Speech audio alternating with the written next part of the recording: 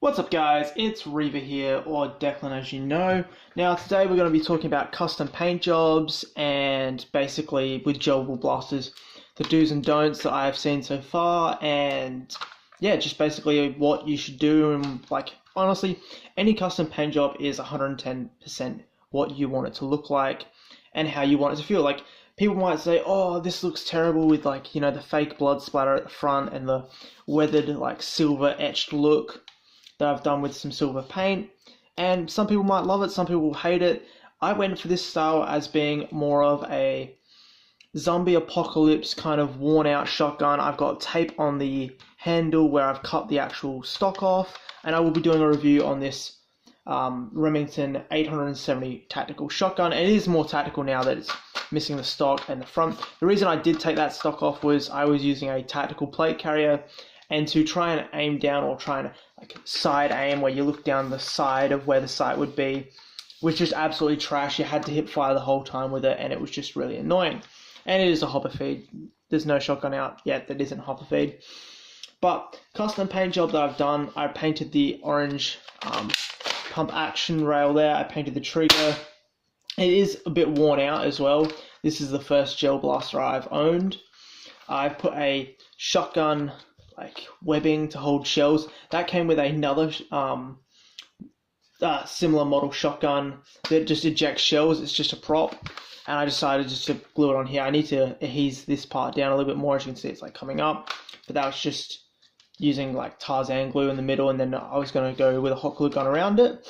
But to look at it, I've cut another shell in half and put it where it would eject, just to give it that more kind of like nicer look to it. For the blood splatter itself, I used a nail polish, just a red nail polish, and I just kind of dripped it on, kept on dripping it, and then built the layers up, because this is, when you do the first layer, I don't know if you can see very well, but it's not as red as it would be, kind of glossens on, and then you keep on layering it up and you get this thick red, and it's kind of nice. It kind of gives it a nice fade too. It gives it like it doesn't look really like overly red everywhere, completely like over the top, like thick as well. It kind of gives it that nice feel. And I did a handprint there. I just got my fingers, put some paint on, grabbed it, put my thumb on, just went like that, removed it, and then I just let it dry, and then kind of just touched it up with a little bit more red paint or red nail varnish. But that's my shotgun for now. And that was just using a paintbrush to do this kind of effect. With actual spray paint, I spray painted it into like a little lid, then just dabbed it on. I just like the finish, it feels nice. Now we're going to be looking at my manual Glock.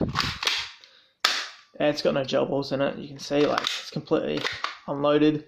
I hydro dipped this, and I basically put it I spray painted a black, complete just gloss black base coat on it, just to give it a little bit more stick.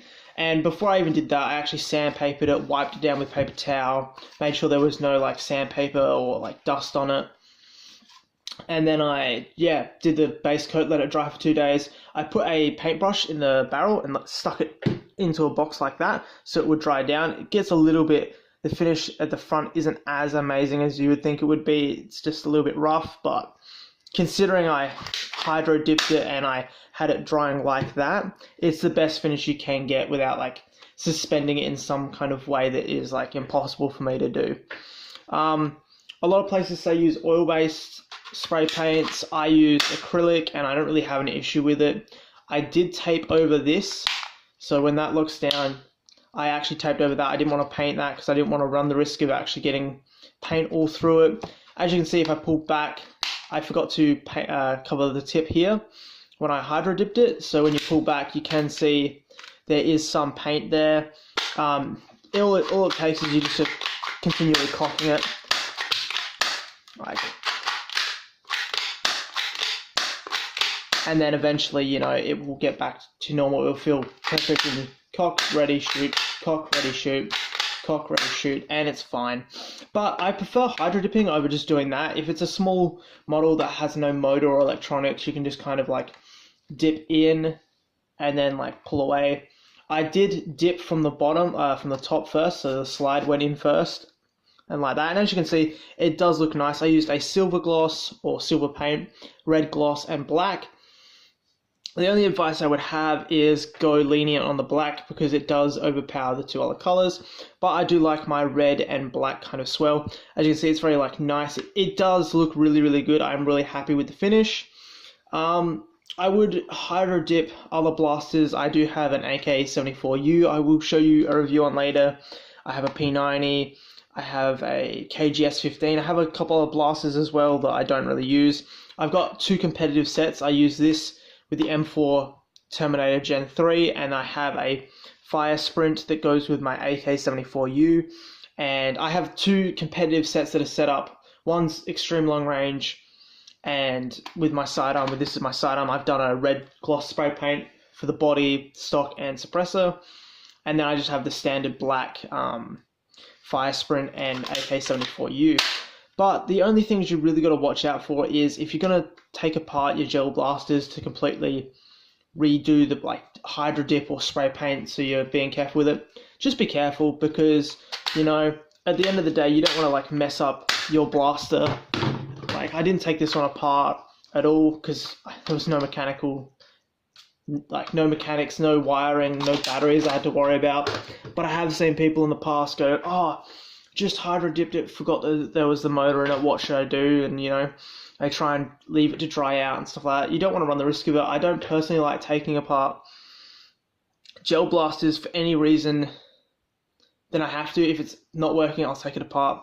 If it is working, I leave it alone. Like you can do the Glock's spring upgrade, you can do a barrel upgrade for the M4s and the MK-M2s and stuff like that, and the Pandas and the HKs and stuff like that.